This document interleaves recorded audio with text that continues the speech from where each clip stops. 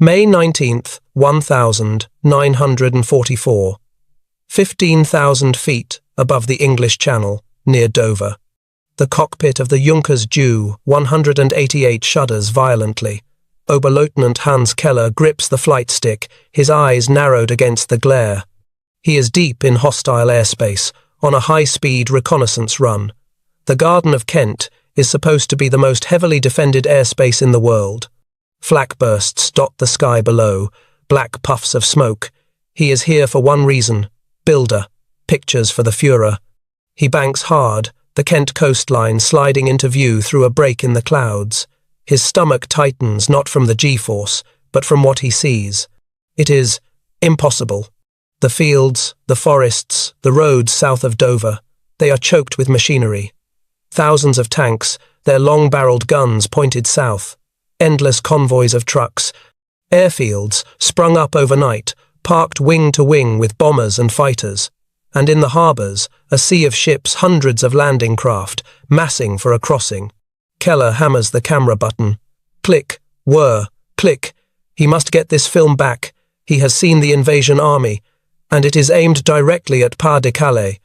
What Oberleutnant Keller cannot know, what his Zeiss lens cannot distinguish from 3 miles up, is the absurd truth. The Sherman tanks he just photographed are made of rubber, inflated by air compressors. Those P-51 Mustangs are wooden frames covered in canvas. Those landing craft, known as Big Bobs, are floating scaffolding, designed to look impressive from afar. And this great invasion army, they are the first U.S.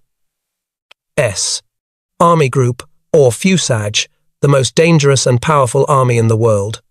And it does not exist. Welcome to Operation Fortitude.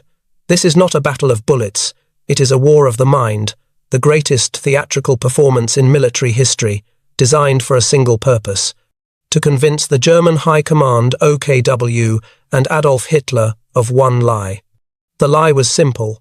The coming Allied invasion of Europe, Operation Overlord, would strike at Pas de Calais, the narrowest point of the Channel. It was a logical lie. Calais was closer. It had the best deep-water ports. It was the most direct route to Germany's industrial heartland. Any sensible strategist would attack there. And the Germans, particularly Field Marshal Gerd von Rundstedt, Commander-in-Chief West, and Field Marshal Erwin Rommel, Commander of Army Group B, were counting on it. To make that lie take root, the Allies needed more than just stage props. They needed an entire ecosystem of deception. Enter MI5's double-cross system, or the XX Committee. For years, British intelligence had successfully captured or turned nearly every German agent sent to Britain. Instead of executing them, MI5 ran them, using them to feed carefully crafted misinformation back to their handlers in Berlin. And the star of this show was a man named Juan Pujol Garcia, an eccentric Spaniard who so despised the Nazis that he offered himself to the British as a spy. Initially rejected, he went to Lisbon, convinced the Germans he was a loyal fascist operative, and proceeded to invent such convincing intelligence reports that he was put on the Abwehr, German military intelligence, payroll. The Germans code-named him Alaric. The British, finally realizing his value, brought him to London and code-named him Garbo.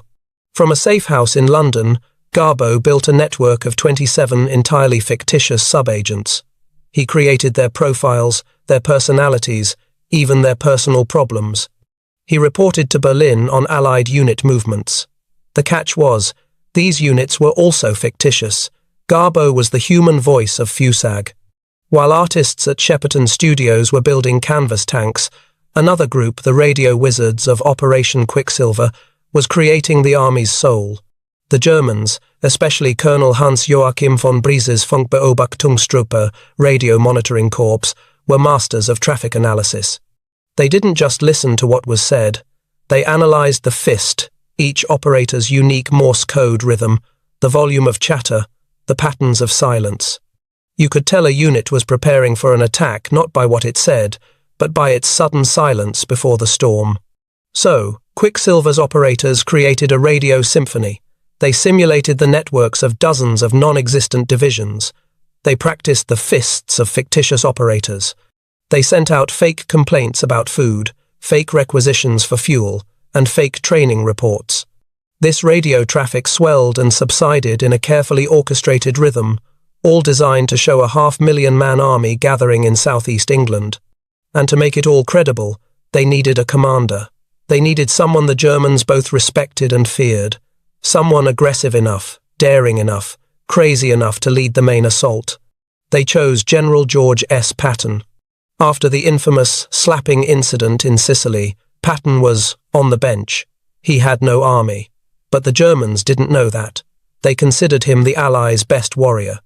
So, in January 1944, the Allies began leaking news. Where was Patton? Why was he quiet? Then, in April, the rumours started to be confirmed by Abwehr agents, namely Garbo.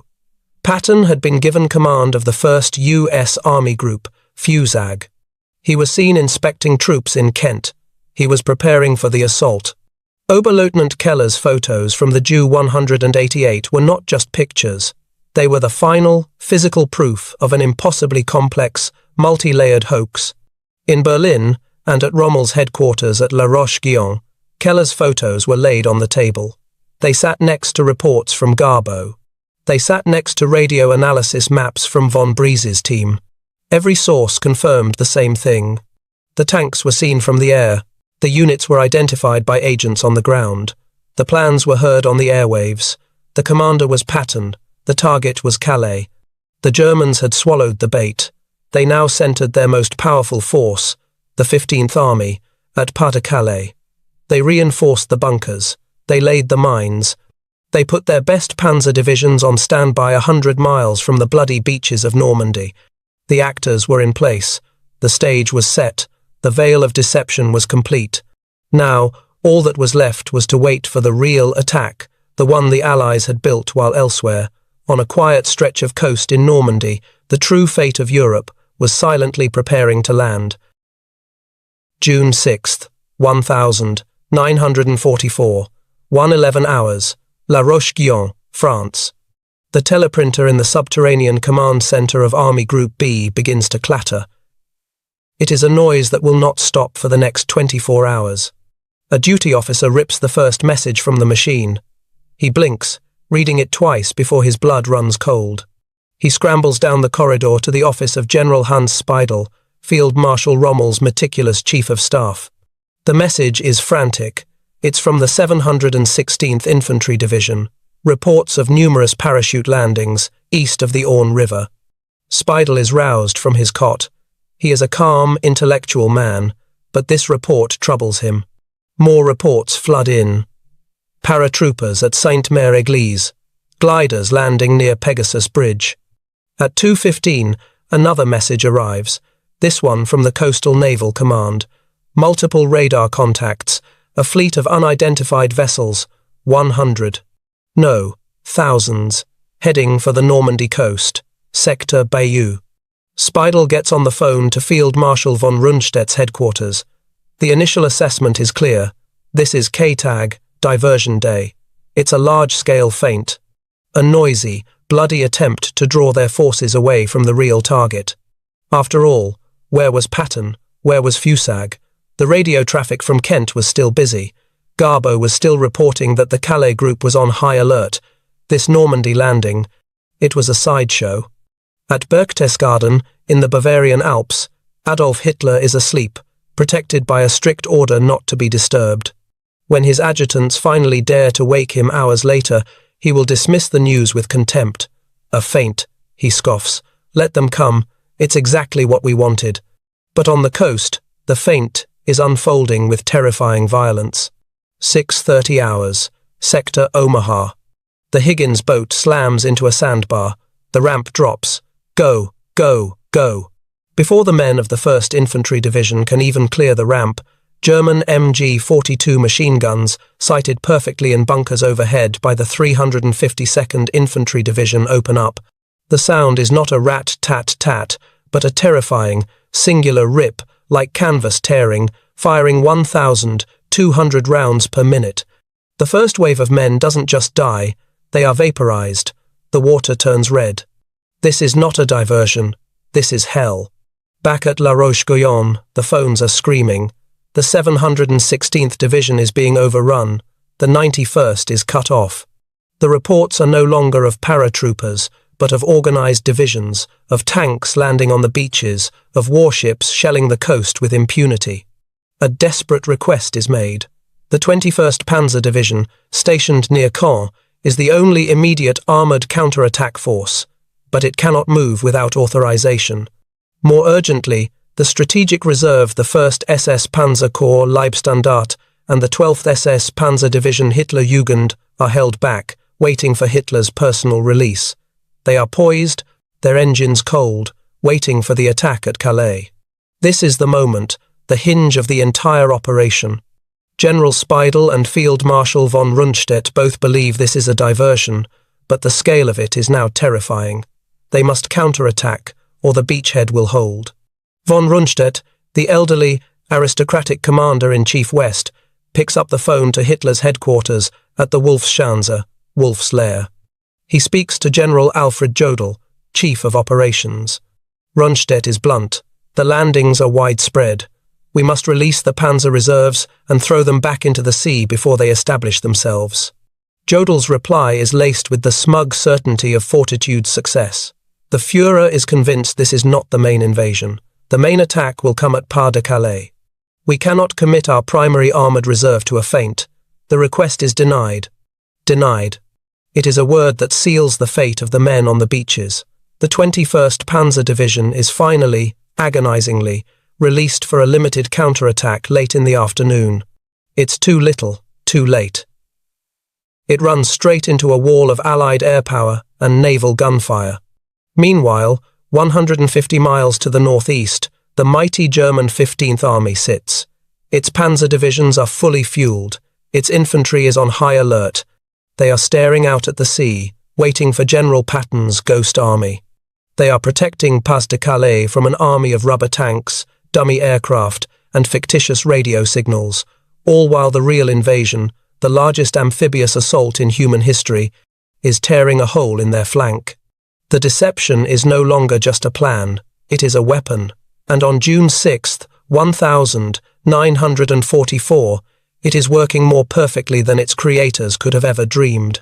The German High Command is paralyzed, their eyes fixed firmly on the phantoms in Kent, unable to see the reality of the firestorm in Normandy. June 7th, 1944. 9 hours. Pas de Calais. General Hans von Salmuth, commander of the German 15th Army, stands in his command bunker overlooking the channel. He is a man coiled like a spring. For 48 hours, his men, the largest, best-equipped army in France, have been on 100% alert. His artillery is pre-sighted. His panzer divisions are hidden in forests, engines warmed, crews sleeping by their machines. He scans the grey water. Nothing. The sky is empty, save for his own Luftwaffe patrols. The reports from Normandy are a torrent of chaos. The beachhead is holding. The Americans are pushing inland at Utah and Omaha. The British are locked in a death struggle for the city of Caen. And yet, every piece of intelligence on his desk says otherwise. The previous night, an urgent message arrived from Alaric Garbo, their most trusted agent in England. The message was explicit. The Normandy landings were a diversionary maneuver. The main assault, Alaric reported, was being prepared by Fusag under Patton to be launched in the coming days or weeks against Calais. To von Salmuth, it makes perfect sense. This Normandy business is bloody, yes, but it's a trap. It's designed to do exactly what the generals in Normandy are now screaming for: pull the 15th Army south. The moment he moves his panzers, Patton will strike his undefended coastline, and the war will be lost. So he waits. His army of over 200,000 men waits. In London, at the headquarters of the London Controlling Section, the architects of fortitude are holding their breath. The lie has survived D-Day. Now, Phase 2 begins. Maintaining the lie. The Normandy beachhead is fragile. If the panzers at Calais move south now, they could drive the Allies back into the sea. The deception is no longer about achieving surprise, it's about buying time.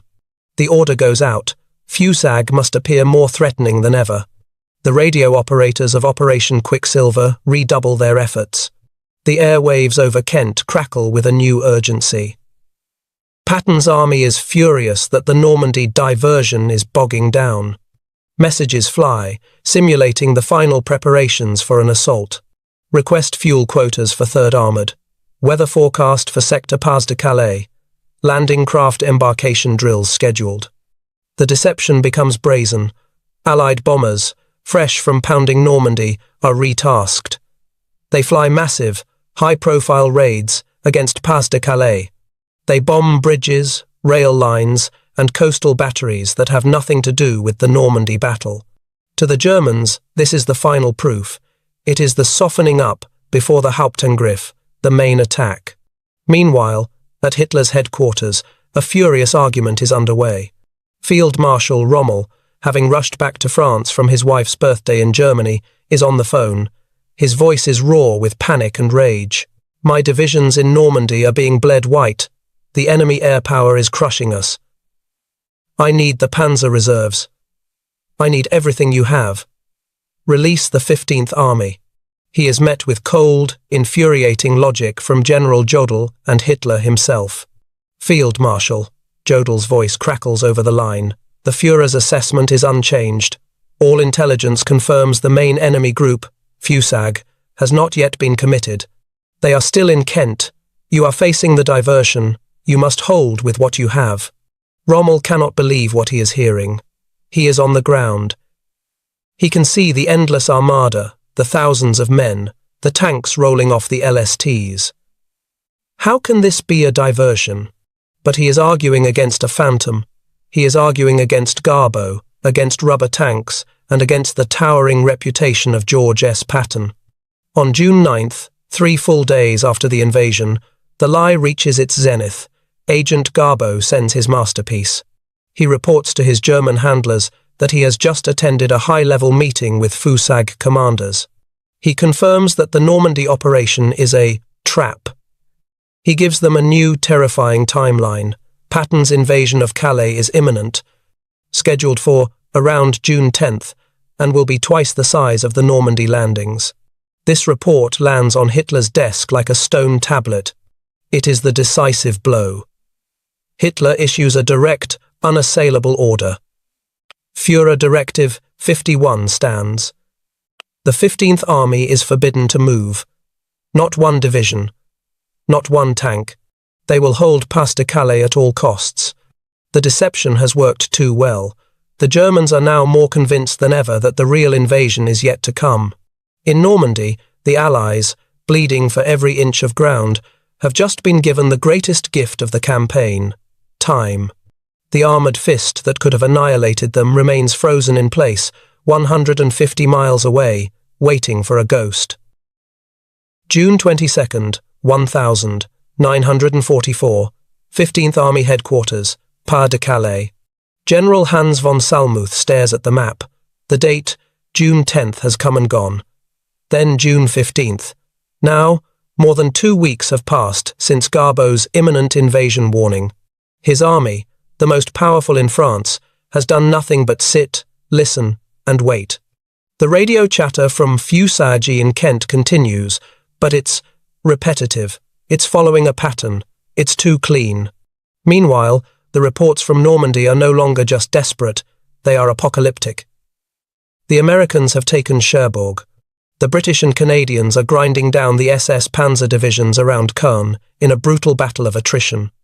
The diversion has now landed over 1 million men and hundreds of thousands of tons of supplies. Doubt, a sensation von Salmuth has suppressed for weeks, begins to creep in. "Where is Patton?" he mutters to his chief of staff. "He is the most impatient man in the world. Why does he wait? The weather is clear." The chief of staff has no answer, but another man does. In a listening post near Calais, Oberst, Colonel Hans Joachim von Bries, of the Funkbeobachtungstruppe, is reviewing the radio intercepts. His analysts, the best in the Wehrmacht, have noticed something deeply disturbing. "Oberst," a young analyst says, his voice hesitant. "Look at this. The the fist of the operator for the 5th Armoured Division's signals unit. It is identical to the fist of the 3rd Infantry's signals. The same man, just slower. Von Breeze feels a prickle of ice on his neck. He pulls the files. He finds another. A signals unit from Patton's headquarters shares the exact unique Morse code rhythm as a signals unit in a reserve corps. One operator, pretending to be two. It is, gespielt, the analyst whispers. It is, performed. They cross-reference with the Luftwaffe's reconnaissance. The last high-altitude flight, a desperate, suicidal run by a Ju-188, had returned photos. But when analysed closely, the convoys in the fields hadn't moved, not an inch. The tanks were in the same positions as the photos from May. Men don't do that. Armies don't do that. Von Breeze makes a sickening calculation. The entire radio signature of the 1st U.S. Army Group. It's a forgery. At the same time, in Berlin, the Abwehr is celebrating. Their top agent, Alaric, is so successful that the Oberkommando der Wehrmacht, OKW, has just awarded him the Iron Cross, 2nd class, for his extraordinary intelligence. The award is transmitted to him via MI5, who receive the news with stunned amusement. This is the peak of the absurdity. The Germans are decorating the very man who is ensuring their destruction. July 25th, 1944, near Saint-Lô, Normandy. The ground begins to shake. It is not a tremor. It is 1,500 B-17 and B-24 heavy bombers, blotting out the sun. They have come to drop a carpet of high explosives on the German Panzer Lehr Division. This is the start of Operation Cobra, the real breakout. General Omar Bradley unleashes his actual 1st U.S. Army, and at its head, the man the Germans have been waiting for in Calais, General George S. Patton. Patton's 3rd Army, which had been secretly landed and assembled in the Normandy rear, hits the gap created by the bombers like a thunderbolt. He is not in Kent, he is in Normandy, and he is unleashed. The news hits Hitler's headquarters like a physical blow. The realization is no longer a creeping doubt. It is a cold, humiliating, catastrophic fact. There is no Fusag, there is no invasion at Calais, there is no diversion. It was all a lie. The fury in the Wolfschanze is tectonic. The teleprinters at the 15th Army headquarters begin to chatter with a new, frantic order. Release all armoured units. Move south now. General von Salmuth finally gives the order his men have been waiting for. The panzers roar to life. The divisions begin to move. But it is July, not June. They are not moving as a cohesive armoured fist. They are moving as individual divisions, thrown piecemeal into a battle that is already lost. They are not moving over secure roads.